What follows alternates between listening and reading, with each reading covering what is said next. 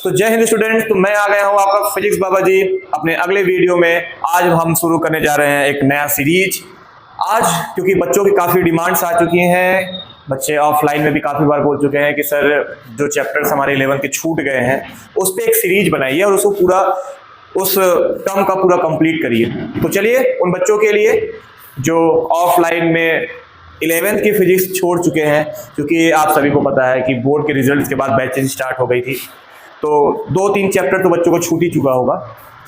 और क्योंकि time schedule ना बच्चे दे पाते हैं, अपना फ्री टाइम उनके पास भी नहीं है और थोड़ी बहुत मुझे भी समस्या हो जाती है। तो आज मैं 11th के फिजिक्स का, क्योंकि बच्चों के यूनिट एग्जाम में एक टॉपिक आने वाला है डायमेंशन, तो डायमेंशन को कवर करेंगे हम लोग आज। और फिजिक्स का ये जो हमारा सीरीज चलेगा 11th का, ये कंटिन्यू रहेगा। जैसा कि आपको पता है कि 10th का सीरीज चल ही रहा था, तो 10th के सीरीज में हमने अपना एक लेक्चर पूरा कंप्लीट किया था इलेक्ट्रिसिटी का। तो आज हम लोग शुरू करने जा रहे हैं डायमेंशन, जो कि 11th का पहला चैप्टर है। एक्चुअली इसका अगर बात करें तो इसमें दो तरीके से, दो पोर्शन में पूरा चैप्टर बटा हुआ है, यूनिट एंड मेजरमेंट और डायमेंशन। तो यूनिट और मेजरमेंट, क्योंकि आपने क्लास जो आईसीएसई बोर्ड के बच्चे होंगे वो क्लास 9th में भी पढ़े होंगे, लेकिन जो सीबीएसई वाले होंगे बेचारे, इनके साथ बड़ा अन्याय हो जाता है, क्योंकि इन्हें गवर्नमेंट पढ़ाती ही नहीं वो चैप्टर। जबकि रियलिटी ये होनी चाहिए कि जिस पैटर्न पे आईसीएसई ने अपने सिलेबस को डिजाइन किया है, कुछ थोड़ा बहुत तो उतना दे देना चाहिए कि आपने क्लास 10 तक उन्हें 4 चैप्टर पढ़वाए, अब 11 पे लाके सीधा 14-15 चैप्टर दे देते हो, तो थोड़ा सा बच्चों को बर्डन बढ़ जाता है। तो कोई नहीं, यूनिट एंड मेजरमेंट भी कवर करेंगे, लेकिन आज हम शुरू करने वाले हैं डायमेंशन शुरू करेंगे। तो आइए चलते हैं डायमेंशन की तरफ। क्या है डायमेंशन, कैसा है, सब कुछ देखेंगे। डायमेंशन, अगर डायमेंशन की बात करें तो नॉर्मली मैथ में डायमेंशन कुछ और है, फिजिक्स का डायमेंशन कुछ और। जब भी हम डायमेंशन की बात करते हैं बेटा, तो हमारे दिमाग में सीधा क्या आता है, बाउंड्री। क्या जाती है, बाउंड्री। शायद ग्रीन कलर आपको दिख नहीं रहा होगा, तो बदलते हैं, इसको ब्लैक करते हैं। अब बाउंड्री क्या होती है, डायमेंशन का मतलब होता है बाउंड्री या रेंज की बात करते हैं। तो फिजिक्स में हम डायमेंशन क्या बताती है, ये डायमेंशन आया क्यों। एक्चुअली ये क्या है, ये एक रिप्रेजेंटेशन है। क्या है, एक रिप्रेजेंटेशन है किसका, यूनिट्स का, along its power। देखो एक्चुअली होता क्या है कि नॉर्मली हमने जो मेजरमेंट किया तो एक पर्टिकुलर सिस्टम में किया, तो यूनिट्स में किया। तो क्योंकि यूनिट्स की जो रेंज है वो उतनी बड़ी नहीं है, मतलब यूनिट्स से हम केवल यही बता सकते हैं कि कौन सी क्वांटिटी है। बट अगर हमें कुछ और भी जानकारी चाहिए, जैसा कि डायमेंशन हमें देती है, तो उसको और इलॉबरेट करने के लिए डायमेंशन आया। तो है तो डायमेंशन पूरा का पूरा यूनिट का ही रिप्रेजेंटेशन। जैसे अगर मैं आपको एग्जांपल लेकर बताऊं, तो लेंथ की यूनिट क्या होती है बेटा, लेंथ की यूनिट अपनी होती है एल, सॉरी लेंथ की यूनिट एल डायमेंशन होता है, एल होता है उसका डायमेंशन, और यूनिट क्या होती है उसकी, एम, मतलब मीटर होती है। अब मीटर का एक रिप्रेजेंटेशन होता है एल, और ये जो एल है स्क्वायर ब्रैकेट में लिखा जाता है, और this is what, this is dimension. यही डायमेंशन है कि हम किसी भी यूनिट्स को उसके पावर के रिस्पेक्ट में एक अलग पैटर्न पे क्या करें, रिप्रेजेंट करेंगे। और वो पैटर्न मैं आपको बहुत डिटेल में बताने वाला हूं अभी, क्योंकि बिना उसके अपना काम चलेगा नहीं। वही हाल है कि मैदान में पहुंच गए, युद्ध लड़ने, तलवार ही नहीं था, तो तलवार तो लगाना पड़ेगा भाई। तलवार भी बनाएंगे, भाले भी बनाएंगे, और सुरक्षा के लिए सेफ्टी डिवाइस भी बनाया जाएगा, तो कोई दिक्कत नहीं है, सेफ्टी डिवाइस भी बनाएंगे। तो डायमेंशन को अगर आपको मोटा मोटा बस समझना है तो ये क्या है, it is the another representation of unit which comprises या which consist their power along with a vast field। बहुत बड़ी फील्ड है भैया। इससे यही वो राजा है जितने नए नए फॉर्मूले बनाए, जो वही यही डिसाइड करता है कौन सा फॉर्मूला सही, कौन सा फॉर्मूला गलत। आपका यूनिट नहीं बता पाएगा कि कौन सा फॉर्मूला गलत है, कौन सा फॉर्मूला सही है, बट डायमेंशन बता सकता है। यूनिट्स के मदद से आप केवल यूनिट को जान सकते हो, इस सिस्टम का यूनिट है, लेकिन दूसरे में कन्वर्ट करना तो नहीं कर पाओगे। तो डायमेंशन की जितनी भी साइकिल है बहुत बड़ी है, मतलब समझ लो फिजिक्स में ये वरदान साबित हो गया। तो आइए वरदान को थोड़ा और डिटेल में पढ़ते हैं, क्या है भाई साहब की पूरी कहानी। तो सावन चल ही रहा है, शंकर जी को जल चढ़ाते रहिए आप लोग, हो सकता है आपकी मनोकामना पूरी हो जाए। ये लाइन केवल और केवल उन बच्चों के लिए था जो क्लास में बात कर रहे थे कल, तो उन्होंने कहा सर मुझे मेंशन कर दीजिएगा, तो मैं मेंशन कर दे रहा हूं, लेकिन नाम नहीं लूंगा आपका, क्योंकि नाम लूंगा तो मामला थोड़ा सा गड़बड़ हो जाएगा। तो रिप्रेजेंटेशन ऑफ डायमेंशन, अब डायमेंशन के रिप्रेजेंटेशन की बात करें तो हम सभी को पता है कि फंडामेंटल क्वांटिटीज के बारे में, फंडामेंटल क्वांटिटीज के बारे में। अब फंडामेंटल क्वांटिटीज में आप सभी को पता है कि फंडामेंटल यूनिट्स भी होते हैं इनके, फंडामेंटल यूनिट्स होंगे, और अगर फंडामेंटल यूनिट्स होगा तो इन्हीं फंडामेंटल यूनिट्स का हम क्या निकालेंगे, रिप्रेजेंटेशन देखेंगे, किसमें, डायमेंशन में।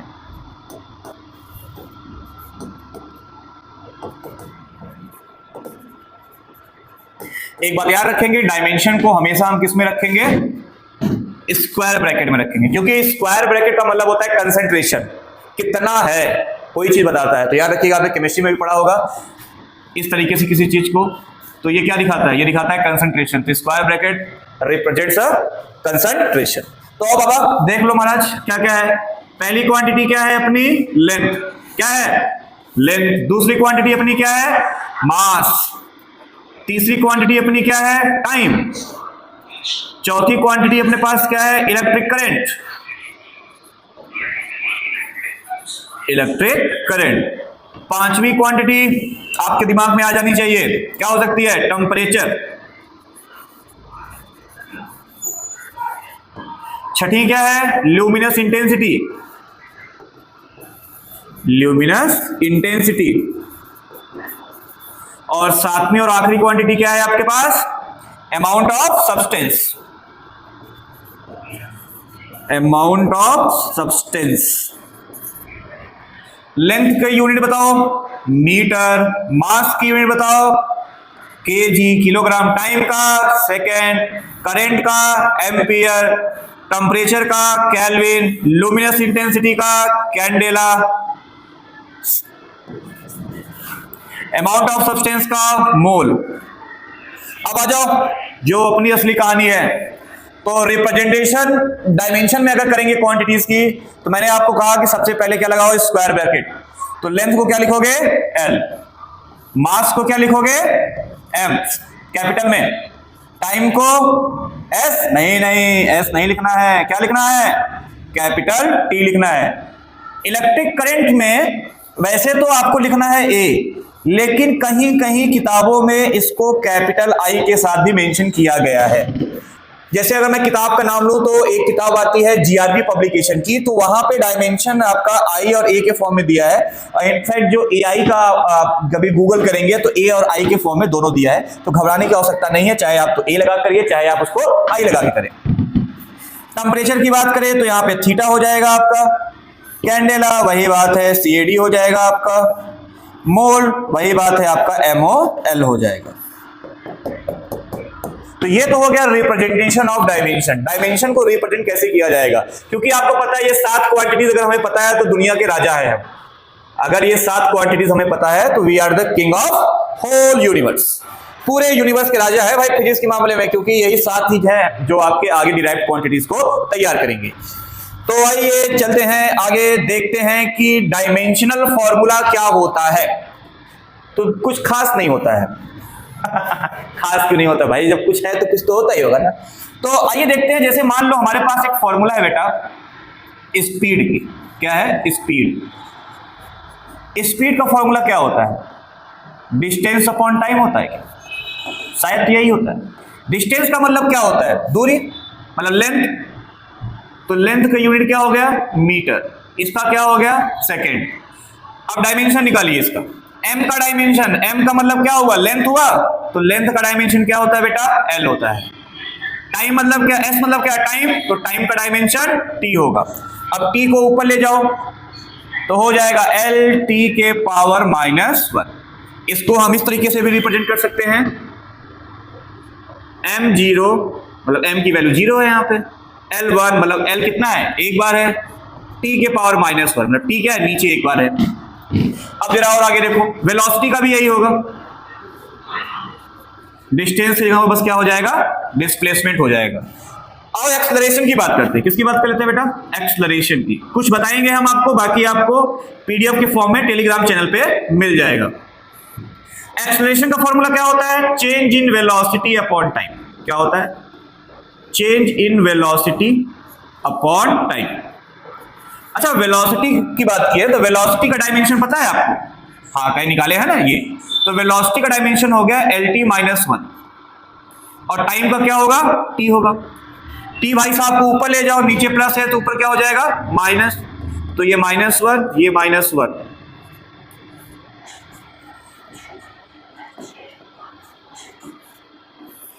बेस सेम है, पावर ऐड कर दीजिए तो LT-2 और इसको क्या लिख सकते हो आप?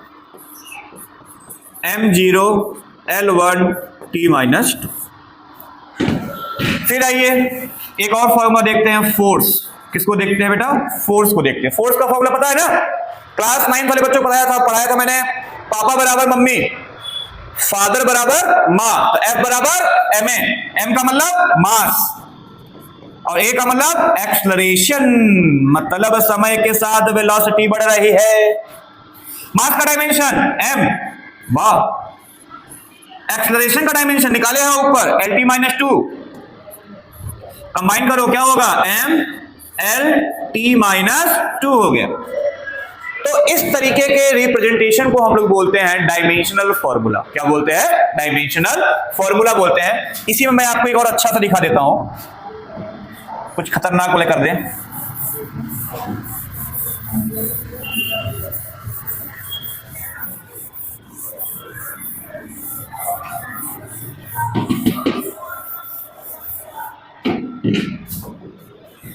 जैसे आप लोगों ने एक फॉर्मूला पढ़ा होगा, F = G m1 m2 upon r²। वैसे तो कांस्टेंट नंबर का डायमेंशन होता ही नहीं है, लेकिन कुछ ऐसे कांस्टेंट हैं जिनके डायमेंशन है, और उसमें से एक कांस्टेंट आपका है ये ग्रेविटेशनल कांस्टेंट। तो यहां से G की वैल्यू क्या आएगी? Fr² upon m1 m2। ये क्या है आपका? Gravitational constant. ग्रेविटेशनल कांस्टेंट है। अब ग्रेविटेशनल कांस्टेंट का अगर बात किया जाए तो F का क्या होगा? MLT-2। R का मतलब क्या है? रेडियस, मतलब दूरी हो गई, तो क्या हो जाएगा? L का स्क्वायर। नीचे देखो मास 2 बार दिया है क्या? तो मैं इसको डायरेक्ट m² कर लूं, कोई दिक्कत किसी को नहीं है। चलो नीचे वाले को ऊपर ले जाओ, तो m LT-2 L² और m के पावर -2। जिनका जिनका बेस सेम है एक करो, इनका बेस सेम है, तो -2 और +1 कितना होगा? -1। एक L यहां है, 2 L यहां है, कितना हो गया? 3 L।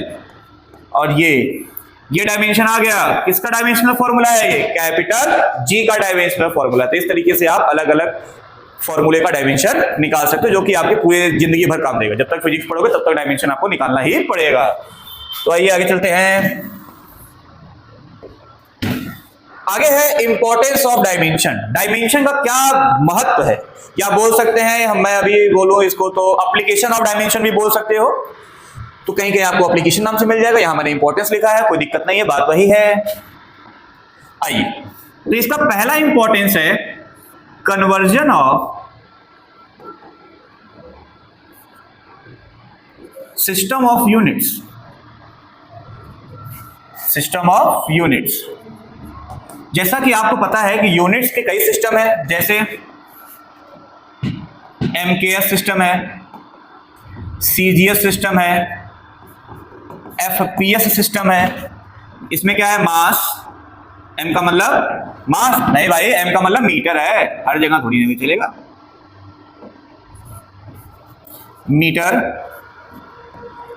केजी, सेकेंड, सेंटीमीटर, ग्राम, सेकेंड, फुट, पाउंड, सेकेंड। अब अगर किसी एक सिस्टम से दूसरे सिस्टम में कन्वर्ट करना हुआ, चाहे MKS से CGS में करना हुआ, चाहे CGS से FPS में करना हुआ, चाहे FPS से MKS में करना हुआ, चाहे CGS से FPS में करना हुआ, किसी सिस्टम को किसी में कन्वर्ट करने के लिए हम किसका इस्तेमाल करेंगे? डायमेंशन का इस्तेमाल करेंगे। ये तो पहली बात हो गई। दूसरा बात, checking the correctness of formula. हम ये भी चेक करेंगे कि फॉर्मूला का कितना % सही है। परसेंट क्या, सीधा सीधा बोल लो फॉर्मूला सही है कि गलत। कोई फॉर्मूला अगर हमें मिल जाए तो कैसे चेक किया जाए भाई कि फॉर्मूला सही है कि गलत है फॉर्मूला? तो कोई दिक्कत नहीं है, डायमेंशन जिंदाबाद, डायमेंशन का तो हम है ना बाबा।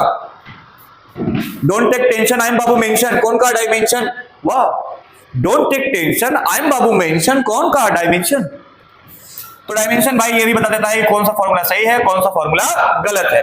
अब आते हैं तीसरा और आखिरी, एस्टैब्लिश